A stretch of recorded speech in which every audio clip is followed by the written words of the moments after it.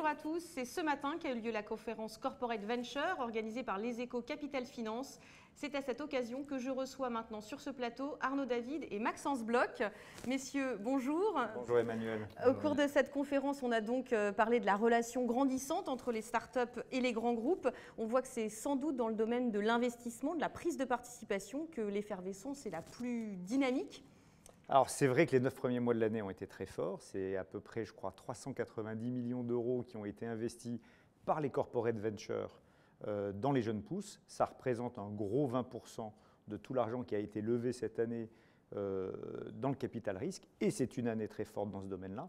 Donc on peut dire que c'est un peu le retour du corporate venture. Tout le monde parle de découverte. En fait, on a connu ça il y a une quinzaine d'années.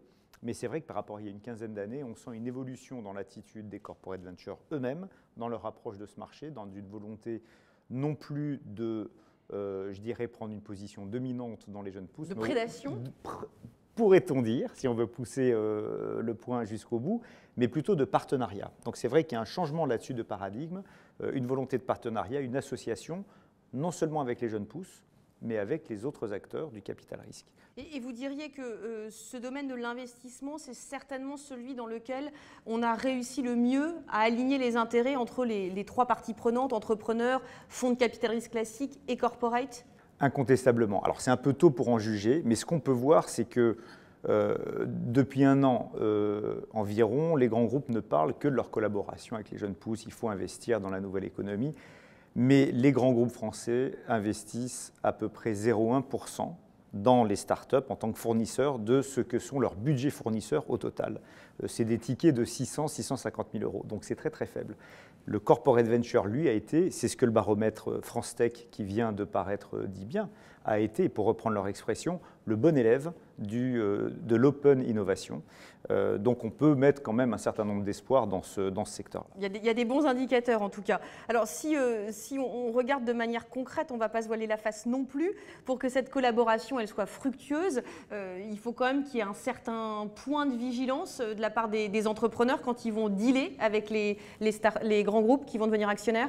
Il faut a priori pas répéter les erreurs d'il y a une quinzaine d'années. Il y a des conditions juridiques très claires à poser sur la propriété intellectuelle, qui reste propriétaire des différentes inventions, des produits, des services qui vont être développés par la start-up, qui va rester propriétaire de ce qu'apporte le corporate au sein de cette start-up. Le droit français n'est pas évident là-dessus, il organise très mal la copropriété de brevets par exemple, donc il faut poser des principes juridiques clairs, il faut réfléchir à la question de la clause d'exclusivité. Certains pourraient être tentés d'imposer une exclusivité dans leur relation avec la start-up, c'est certainement des choses à bannir et ce n'est plus dans l'esprit de partenariat dont les corporate ventures se targuent par rapport à leurs confrères concurrents du monde du capital risque.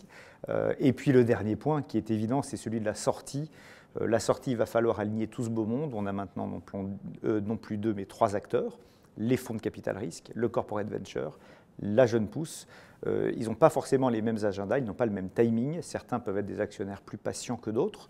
Donc il faut poser les principes très clairement là-dessus. Et éviter la tension qui est intrinsèque à cette cohabitation. La réduire au moins parce qu'on ne la fera pas disparaître. La réduire. Alors ces tensions, elles existent aussi au niveau de l'investissement indirect.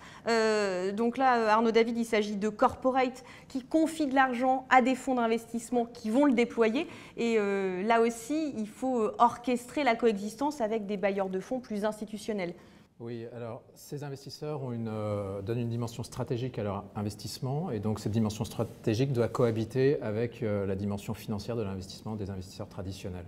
Donc effectivement, une négociation doit être mise en place au moment de l'investissement dans le fonds pour être sûr que les intérêts financiers vont prévaloir puisque finalement l'intérêt d'un fonds d'investissement c'est de maximiser les rendements. Donc l'intérêt financier va prévaloir sur l'intérêt stratégique de l'investisseur corporate, étant précisé que le fonds peut aussi avoir intérêt à ce que l'investisseur stratégique donne une dimension opérationnelle aux sociétés du portefeuille, apporte un savoir-faire, une relation d'affaires, une expertise pour donner justement de la vie à ces sociétés et maximiser les retours sur investissement. Alors, on se doute bien que par rapport au point que Maxence mentionnait tout à l'heure sur la sortie, que pour le coup, cette tension, elle peut atteindre un point d'orgue quand il est question de vendre la start-up qui est dans le portefeuille du fonds. Le corporate qui est souscripteur du gestionnaire peut avoir envie de racheter cette start-up in fine. Oui, d'autant plus s'il a accompagné cette start-up pendant la durée de détention par le fonds d'investissement, il peut avoir envie et intérêt aussi à l'acquérir in fine.